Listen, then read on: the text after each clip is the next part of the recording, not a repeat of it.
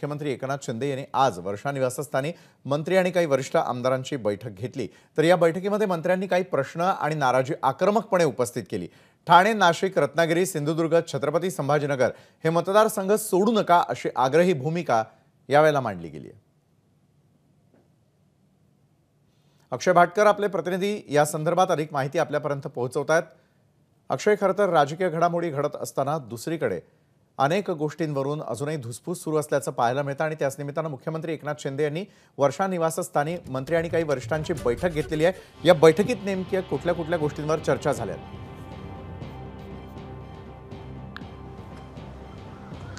एकतर मुख्यमंत्र्यांकडे काही गोष्टींची मांडणी ही या सगळ्या मंत्र्यांनी केली। यामध्ये मतदारसंघ वाईज कशा प्रकारे प्रचार करता येईल हे सांगितलं गेलं। मग मुख्यमंत्र्यांनी त्यांना काही गोष्टींचं मार्गदर्शन केलं। या मार्गदर्शनामध्ये टीकेला बळी पडू नका, आरोप प्रत्यारोपणमध्ये जाऊ नका, बूथ वाईज काम करा, प्रत्येक कार्यकर्ता जोडला गेला पाहिजे, अशा प्रकारे काम करा, हे देखील मुख्यमंत्र्यांनी मार्गदर्शन त्यांना केलेलं आहे। आणि दुसरीकडे सगळ्यात महत्त्वाची गोष्ट म्हणजे या सगळ्या मंत्र्यांनी एक प्रकारची नाराजी देखील आपली व्यक्त केलेली आहे। परभणी, उस्मानाबाद ही ज्या जागा आहेत आपल्या, त्या आपण युती धर्म पाळून आपण मित्रपक्षाला दिलेल्याच आहेत, पण मित्रपक्षांनी देखील आपल्यासोबत युती धर्म पाळायला हवा असं मत या सगळ्या मंत्र्यांनी मुख्यमंत्र्यांसमोर मांडलेलं आहे। त्यामुळे नाशिक, ठाणे या जागा आपल्याच आहेत, रत्नागिरी ही देखील जागा आपलीच आहे, त्यामुळे आपल्याकडेच असायला हवी असा देखील आग्रह या सगळ्या मंत्र्यांनी मुख्यमंत्र्यांसमोर ठेवलेला आपल्या सूत्रांच्या माहितीनुसार समोर आलेला आहे।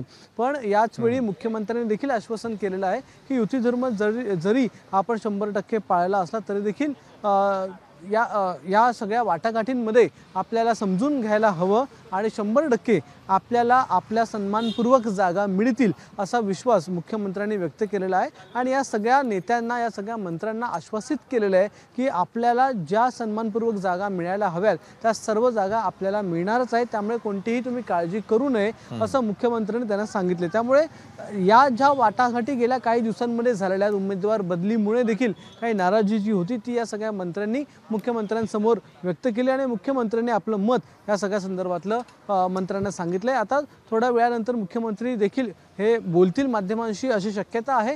त्यावेळी आजच्या या बैठकी संदर्भात त्यांना प्रश्न विचारण्यात येईल आणि मग त्यांची प्रतिक्रिया काय नेमकी असेल ते देखील आपण जाणून घेऊ। पण तुर्तास तरी आजच्या ज्या आजची जी बैठक झाली वर्षावर, त्या वर्षावरच्या बैठकीमध्ये इलेक्शनला समोर धरून काही मार्गदर्शन मुख्यमंत्र्यांकडून करण्यात आलं आणि आश्वासित देखील या सगळ्या मंत्र्यांना करण्यात आलेलं आहे। नक्कीच धन्यवाद आपण दिलेल्या या सविस्तर माहितीसाठी।